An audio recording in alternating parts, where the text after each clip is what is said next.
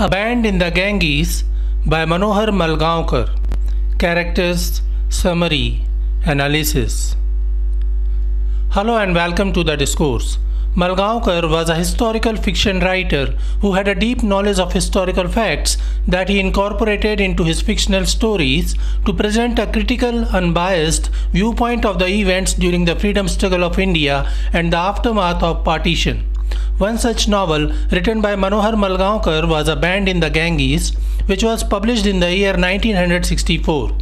India faced the Sino-India War in 1962 and it raised questions about the policy of non-violence of Nehru.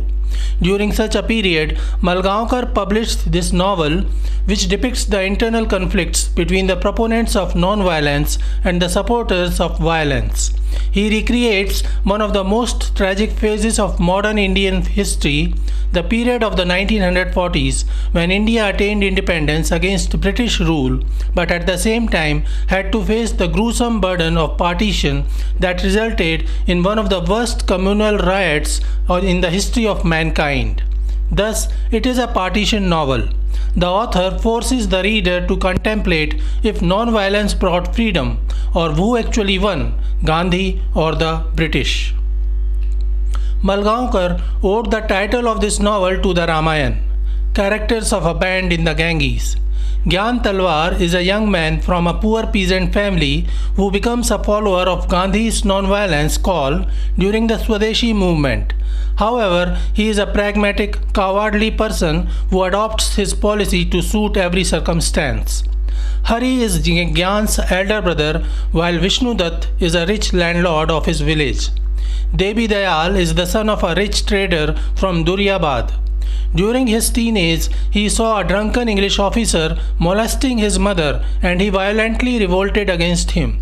Since then, he has had a strong hatred for the British, and this personal hatred becomes his reason to fight for independence. Though he believes that non-violence is for cowards and joins a violent rebellious group called Hanuman Club. Tekchand Kherwad is Debi's father, who is a rich trader, and Sundari is Debi's younger sister. Shafi Usman is another young rebellious man who ridicules Gandhi and believes that only non-violent means can bring freedom. His father was massacred at Jallianwala Bagh. Shafi believes in the Muslim superiority but believes that Hindu-Muslim unity is necessary to uproot the British Raj, and thus he tries to be secular.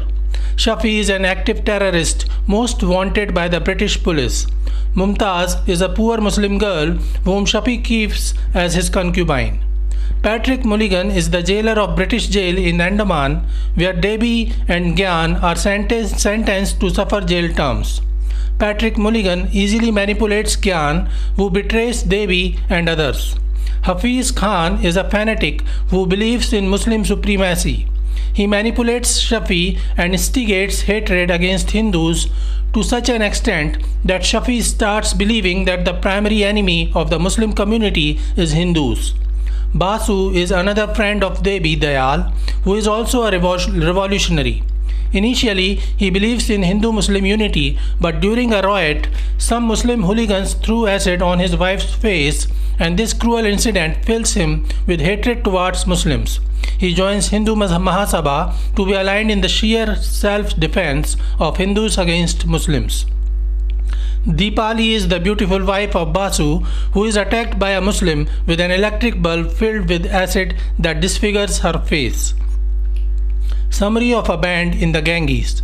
The story of the novel covered the period from the 1930s to 1947, when India got independence, and the scar of partition. The novel begins with the ceremonial burning of Western goods and clothes by Indian villagers during the Swadeshi movement. Gyan Talwar is a villager who comes to the city of Duryabad for his education, where he becomes a friend of Debi Dayal. While Gyan belongs to a peasant family, Debi is the son of Tekchand Kherwad, the richest and most successful trader of Duryabad. Debi is a revolutionary who is engaged in active rebellion against the British government. One day, he invites Gyan to a picnic where he meets other revolutionary friends of Debi, which includes Safi Usman, disguised as a Sikh, Basu, a Bengali student and a revolutionary, Deepali, Basu's beautiful wife, and Sundari, the younger sister of Debi.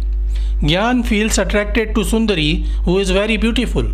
During the picnic, Debi reveals that he is a revolutionary and believes that the non-violence of Gandhi cannot bring any good to Indians. Gyan opposes him and claims that he has full confidence in Gandhi and he will never join any non-violent group.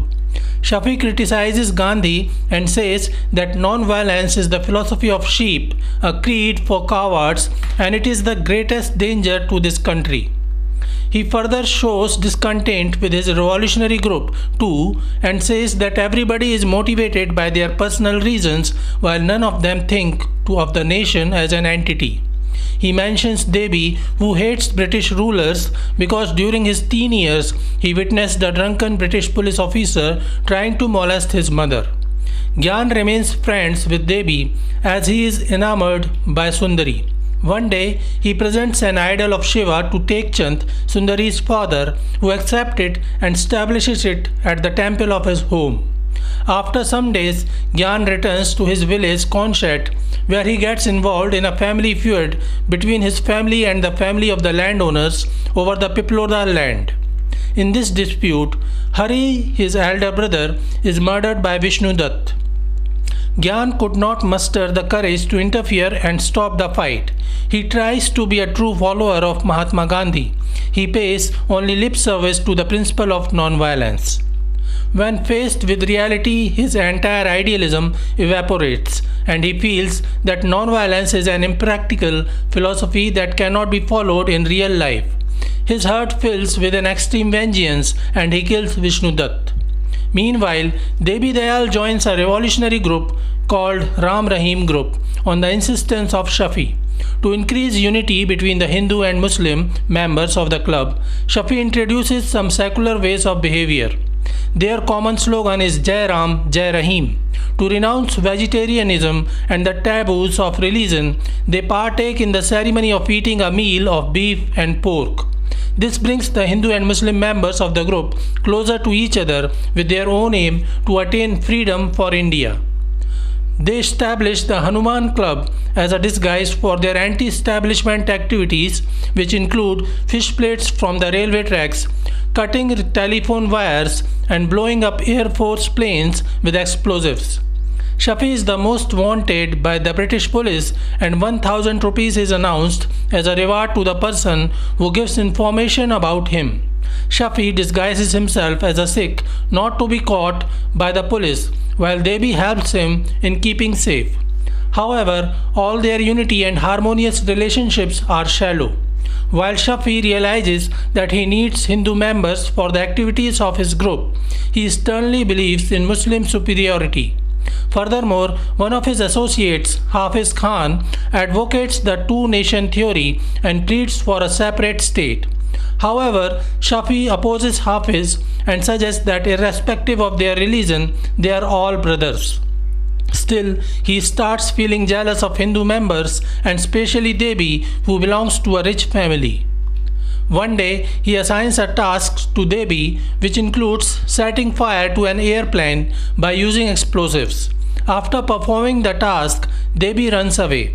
Shafi gets information about police trying to capture Debi, and instead of warning Debi about impending capture, he offers clues to the police to capture Debi. Debi gets caught because of the betrayal of Shafi and is sent to Andaman, where he meets Gyan again, who is facing jail term for the murder of Vishnu Dutt. Gyan has developed a good rapport with Patrick Mulligan, the jailer. He offers help to Debi and says that if he too behaves well, the jailer will let him have an easy time. However, Debi rejects his help. Debi continues to plan for running away from the jail. He learns that the Japanese are planning to attack Andaman and he wishes to get away with the Japanese and take their help against the Britishers. Gyan, on the other hand, hopes for a release with the help of Patrick, and he too betrays Debi by telling all his secrets to Mulligan. Meanwhile, Hafiz convinces Shafi to accept the two-nation theory. He tells Shafi that they should reorient their activities.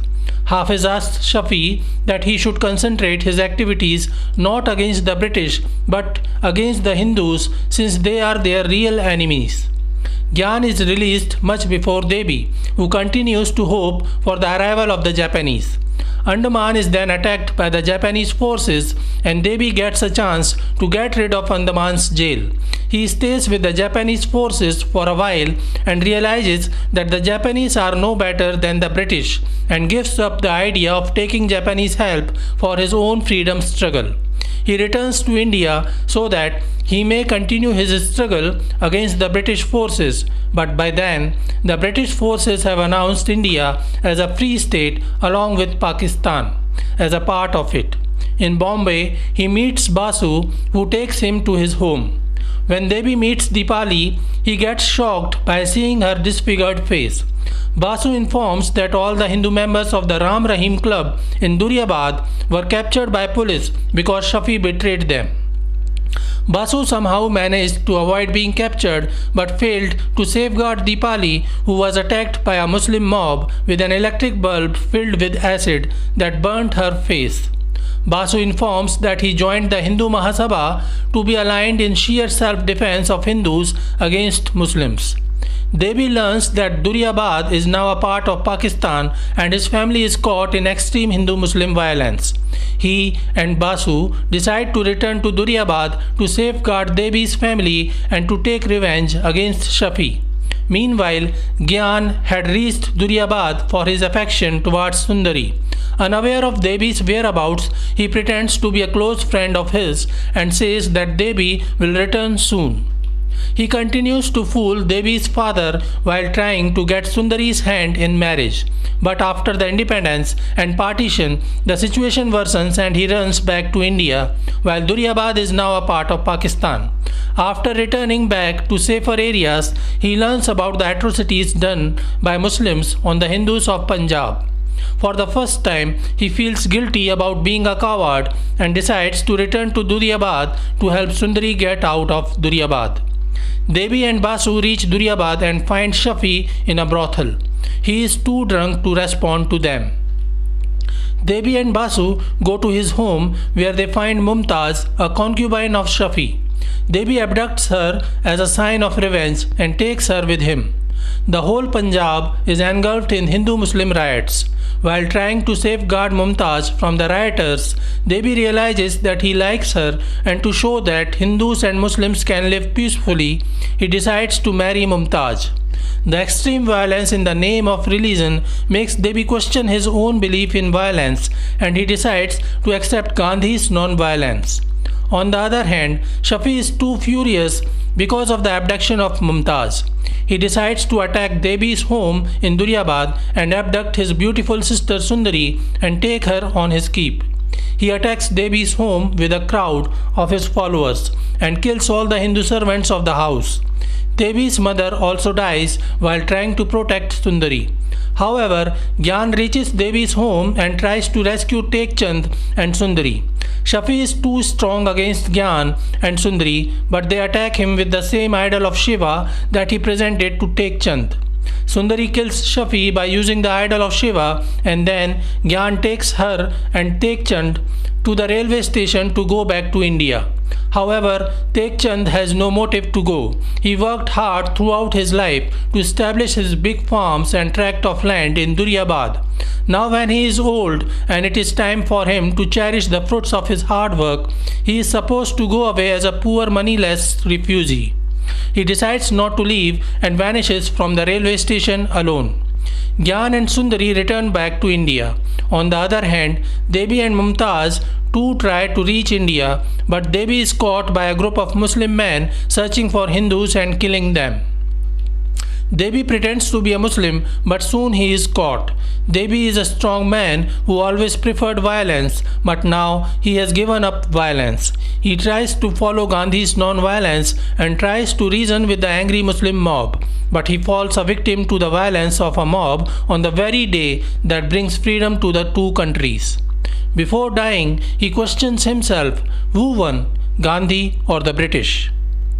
So this is it for today. We will continue to discuss the history of Indian English literature. Please stay connected with the discourse. Thanks and regards.